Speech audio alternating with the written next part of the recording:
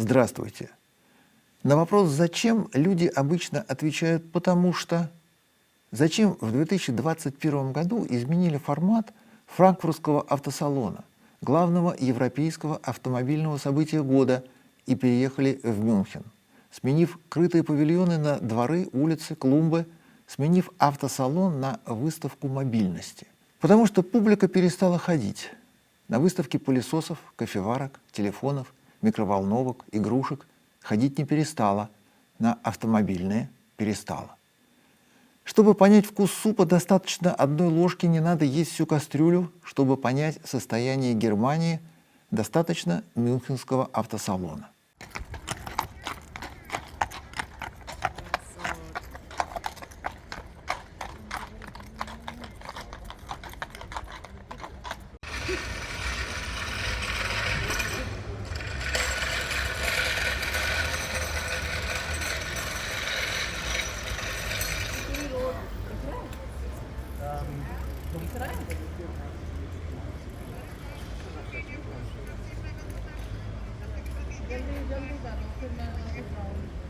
Международный автомобильный салон в Мюнхене 2025 года провалился с невероятным позором и грохотом.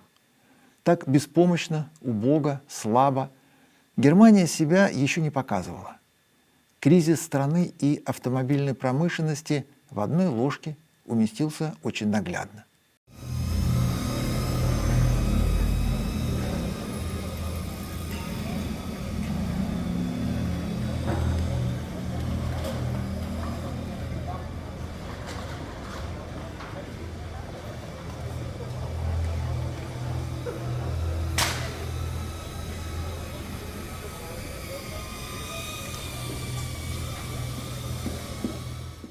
Главное, ради чего на выставки приезжают специалисты и просветленные обыватели – увидеть тенденции, определить направление, понять происходящее.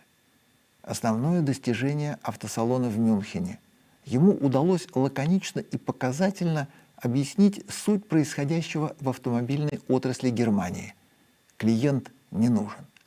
Немецкому автопрому отныне никто не нужен. Ни покупатель, ни посредник, вообще никто.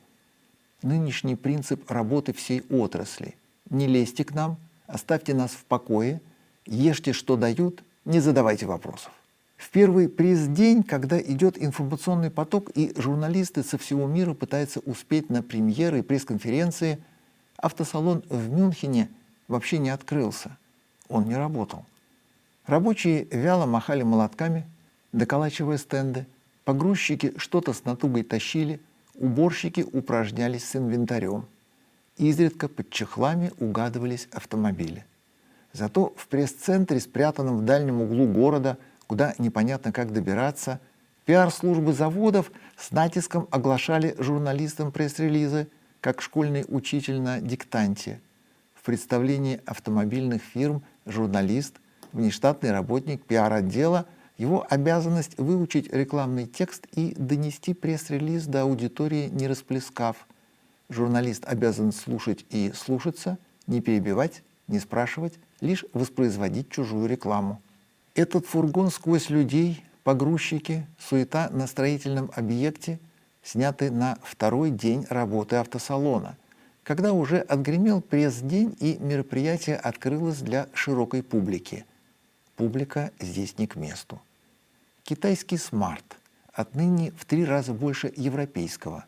В маленький двухдверный китайцы не умещаются.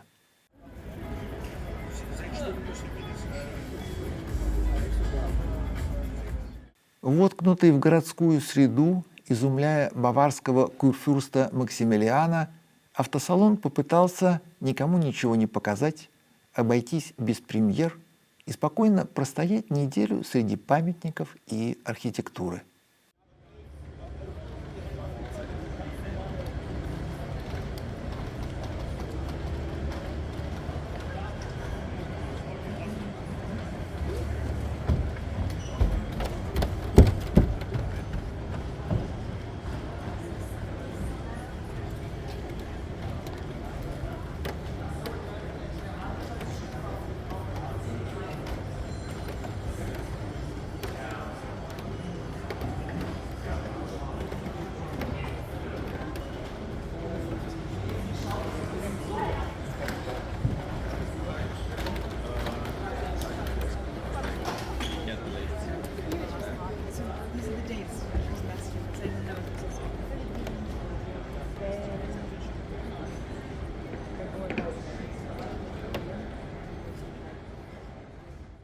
Когда публика не нужна, говорить с ней не о чем, смотреть нечего, тогда вполне к месту становится карусель. Чем еще заниматься на стенде Porsche, как не кататься на игрушечных лошадках?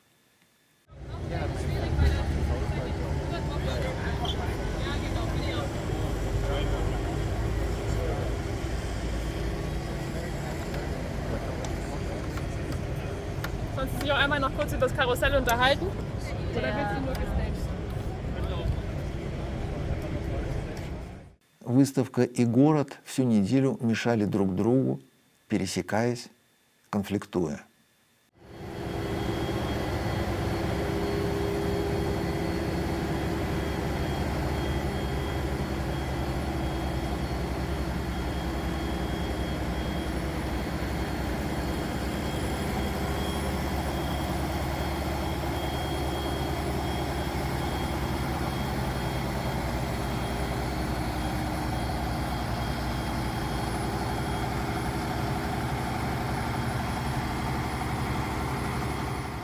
При определенной настойчивости все же можно было отыскать на этой нелепой выставке мобильности немного автомобилей.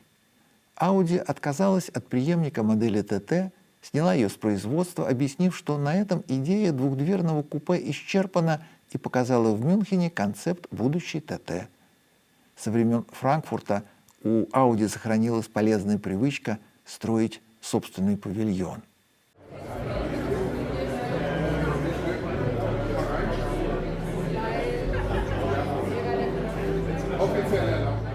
У Volkswagen дела идут не блестяще. На вопрос, зачем вы взялись за электромобили, они отвечают, потому что у Илона Маска получилось на них заработать. Итог нагляден. Время у Volkswagen остановилось.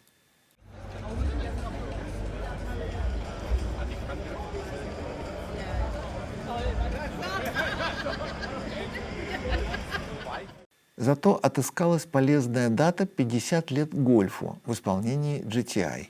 Юбилей притянутый за уши, но когда вместо будущего осталось только прошлое, сгодится и одинокая спецкомплектация.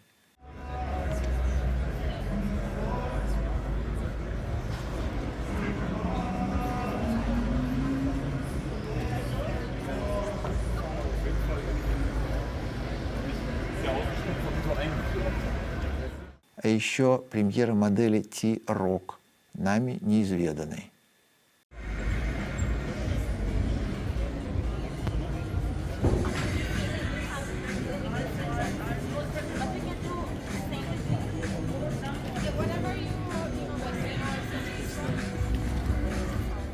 Renault с прошлого года катает по миру водородный концепт эмблема. У них пока нет приемлемой водородной установки, но есть намерение заявиться в модной теме и попутно затеять более важный разговор о сроках конца света. От Европы его потребовали к 2035 году. К этому времени Евросоюз приказал производителям отказаться от двигателей внутреннего сгорания. Второй год подряд, празднуя свой водород, Renault сроки передвинул и в порыве отчаяния заявил, что собственный конец оттягивает до 2040 года, то есть продолжит выпуск машин с нормальным мотором. Renault Clio когда-то был симпатичной, вполне осмысленной машинкой. Теперь Clio потерял и облик, и идею, поэтому стал очень к месту на этом автосалоне с его утраченным обликом и потерянной идеей. Мировая премьера Clio 6-го поколения. Одна из немногих премьер автосалона.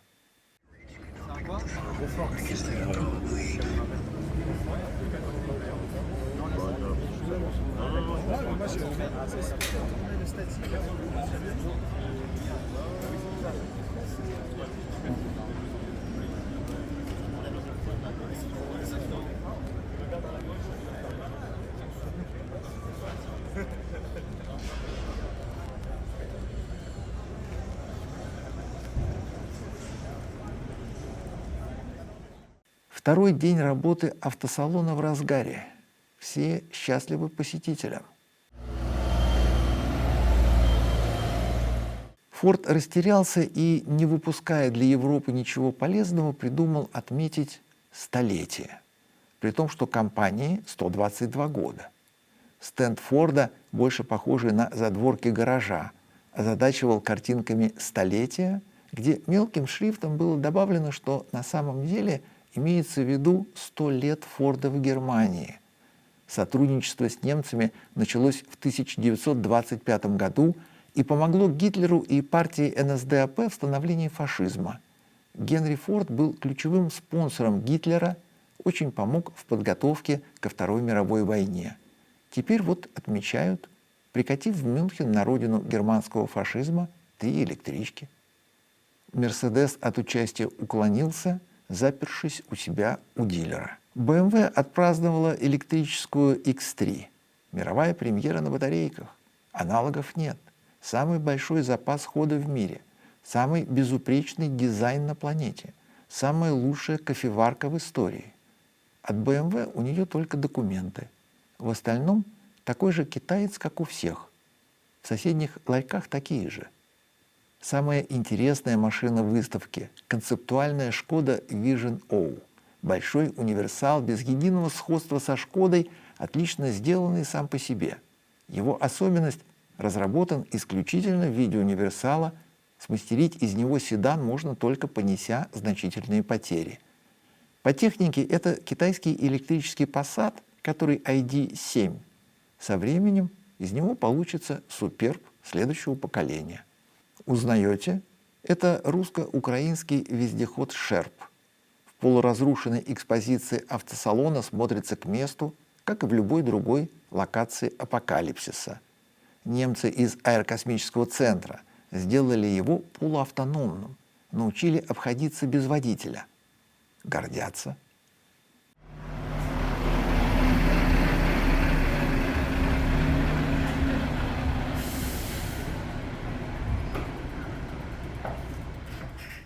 Поскольку автосалон обязывает к мобильности, розыск следующей площадки становится экскурсией по Мюнхену и дает возможность увидеть машины, не попавшие на выставку.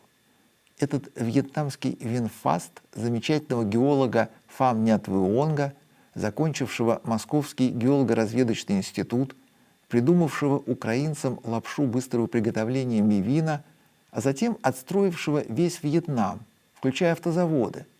Этот электромобиль 21 года, его разработала Пининфарина, с 22-го он продается в Голландии, но и немцы на нем ездят не без интереса.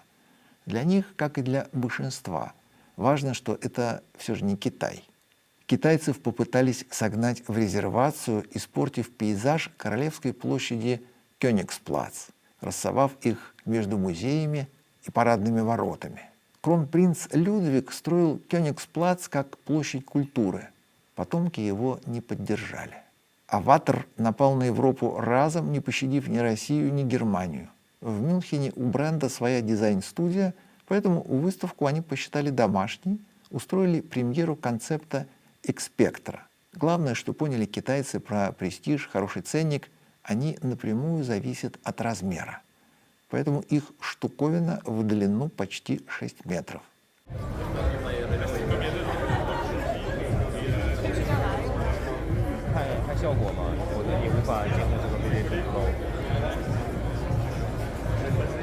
Чинган, хозяин бренда «Аватар», ютился в углу и, как и полагается фирме, не очень понимающей, зачем она существует и как быть дальше, показал пару копий неряшливо украденных итальянцев.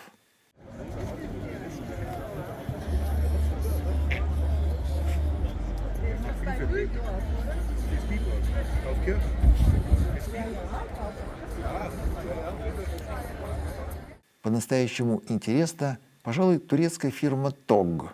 Это экзотика и для нас, и для них, и для всех. Придумал национальный турецкий автомобиль владелец страны Реджеп Эрдоган.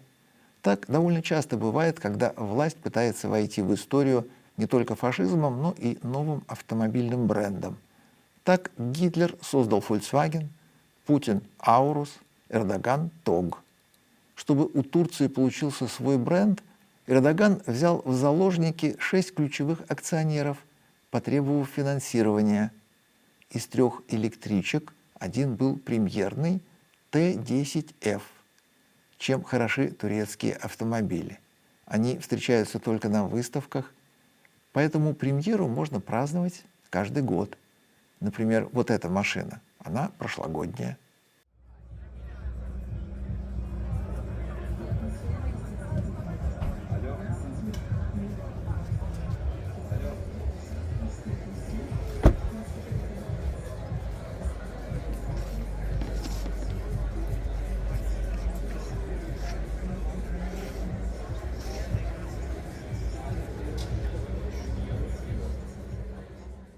В былые времена, когда немцы сохраняли проблески благоразумия, на автосалоне во Франкфурте непременно была историческая экспозиция.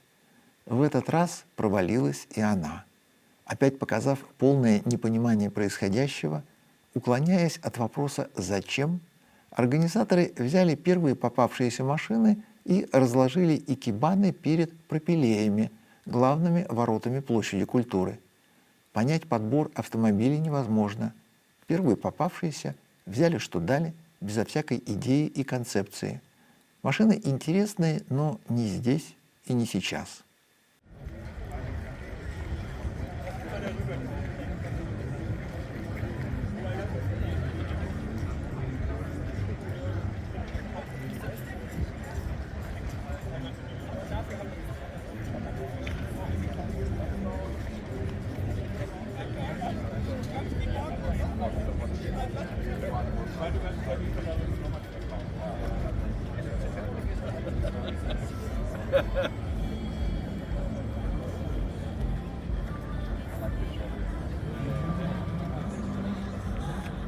Китайский «Лотус» перед этим был малазийским и принадлежал фирме «Протон». Теперь здесь хозяин Джили. Все «Лотусы» отныне производятся только в Китае, что лишает их прав на Европу и Америку, обрекая стать недолгим китайским развлечением с перспективой повторить судьбу британского ровера.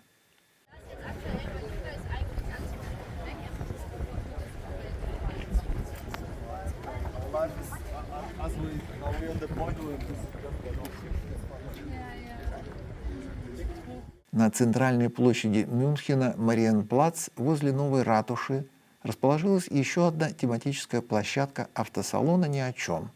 Надо было как-то обозначиться на самом престижном месте города, с чем именно значения не имело. Получился дискуссионный клуб, где интересно только аниматору. Погода, ставшая важнейшим выставочным фактором, испортить уже ничего не могла.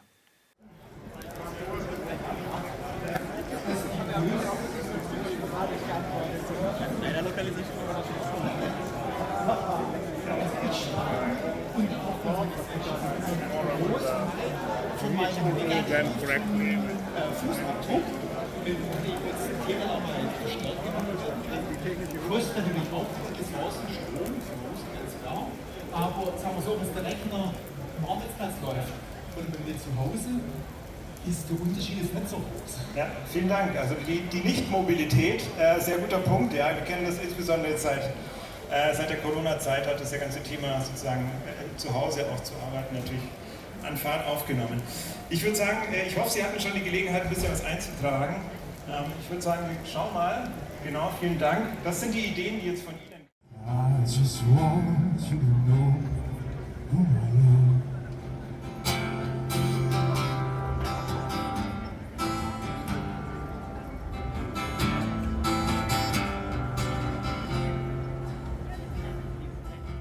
Помимо «Мерседеса», отказавшегося от участия и закрывшегося в своем дилерском шоуруме, также поступил Genesis. У них есть интересная идея – сделать самостоятельное спортивное подразделение «Магма». Хотя любой Genesis априори очень даже спортивный, и как-то специально доводить его до ума нет необходимости. Сэкономив на выставочном стенде, Genesis показал «Магму» у себя в шоуруме. Увы, пока над брендом работал Манфред Фицджеральд, Люк Денкервольке, все Genesis'ы были очень красивыми. Теперь у корейцев выросли собственные кадры, и получилась вот такая «Магма». Идея показывать машины из-под полы у себя в магазине немногим лучше, чем на улице возле статуи Курфюрста. Автосалоны не для этого. Организаторы Мюнхенского автосалона считают, что они придумали новый формат. На самом деле они попытались повторить формат Нижегородской ярмарки, открытой по велению и при активном финансировании императора Александра I в 1822 году.